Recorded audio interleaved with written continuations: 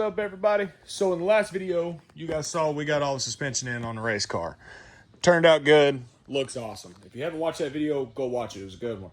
So in today's video, we're going to be putting the engine in. So I pulled the engine out in the last video so I could get all the suspension and everything in just to make my life a whole lot easier. So what we're going to do today, we're going to get the motor in, get it ready, and then we're going to try to get the trans in and a couple of other things. And before we do that, we have to put the firewall together. So we got to get the brake booster in, brake master, and just try to get everything buttoned up and ready to go in, because the last thing you want to do is put an engine in and then have to put stuff in behind it. So if you can avoid fighting a bunch of stuff and get it all in before, it will make your life 10 times easier. Trust me.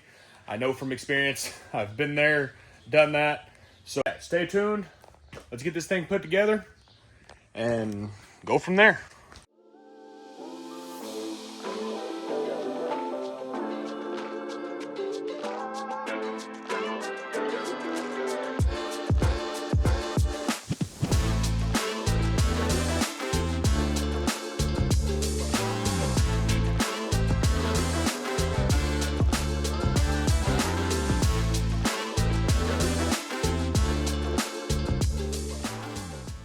So we got the brake booster, brake master, slave cylinder, and master cylinder all in for the clutch and everything.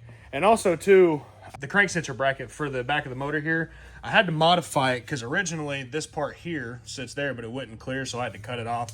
But it should be fine. That's for a speed sensor for the later cars that you don't need.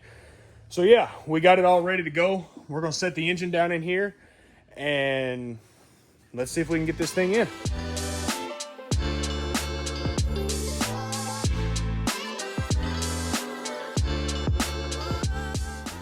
So the motor's in, ready to go. Next step, we're going to put the transmission in. So I have two transmissions here. This is an early trans and this is a late trans. I was going to run the early trans because it's been rebuilt and stuff, but where this is a late car, it's got a different style mount. As you can see here, it mounts here. And then on the late trans, they mount here. And I don't really want to have... And the trans mounts here are welded on the early cars as to these unbolt. So I'd much rather run a late trans just for the simple fact that I can pull the trans out a lot easier at the track and so on and so forth. It just makes my life 10 times easier in a hole. But before we do that, I have to swap the short throw shifter. So this trans off the early car has a short shifter and this one off the late trans doesn't. And all a short shifter does is just changes the throw of your shifts. So it's a lot easier. You can get from first to second or third to fourth very quickly. And I think it just makes life a whole lot more easy. So what we're going to do next is swap that stuff out and then get everything ready to go back in. I have to push the torque tube back up. Besides that, we got it in. It's ready to rock and roll. So next we're going to swap all this stuff over.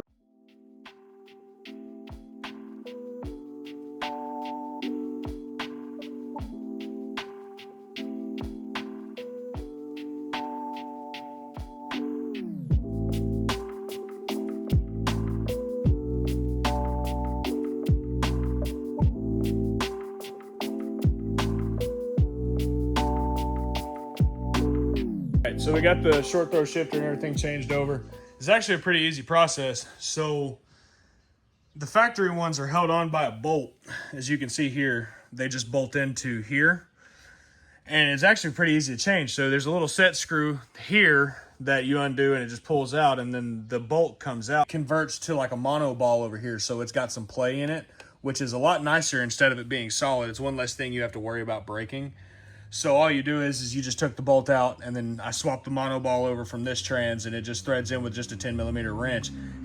And it's in and it's ready to go. So what we're going to do next, we're going to push the torque tube into the back of the motor, and then we're going to get this trans ready to go up in there. I have to take the shift rod loose and pull it up, and then that way we can slide the trans up in and get everything in there on the dowels and get this little coupler sleeved into the torque tube. And yeah, and then once that's in, next will be axles and a couple other things. But I think after we do that, I think we're going to jump over to putting the front of the motor together, getting the air box and the timing belts and all that stuff ready to go, and try to get the engine as ready to go as possible so whenever we go to wire it, we can have it running.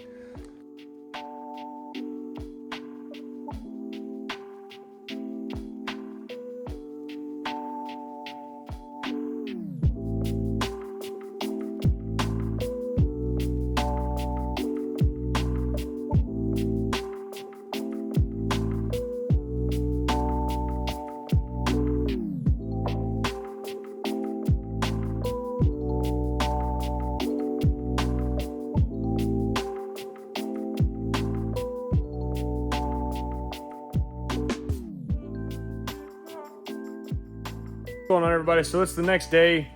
Yesterday we left off getting the transmission in.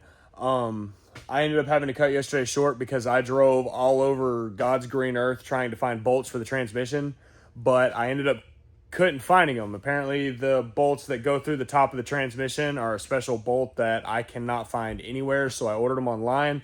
Hopefully those will be here within the week. And also too, I can't go forward with putting the front of the engine together because I ordered new timing belts, but they didn't show up yesterday like they were supposed to. But whatever, it's not the end of the world. We still made some major progress on the car because the engine, the torque tube, and the transmission are all bolted together and they're one piece. So that's a huge step, and honestly, I couldn't be happier with where we are. So yeah, in the next video, we're going to be putting the timing belts and the air box and the AC delete bracket and all that stuff on, and yeah, and then that's one step closer to getting this thing running. So yeah, stay tuned and like, comment, subscribe, and we'll see you next week.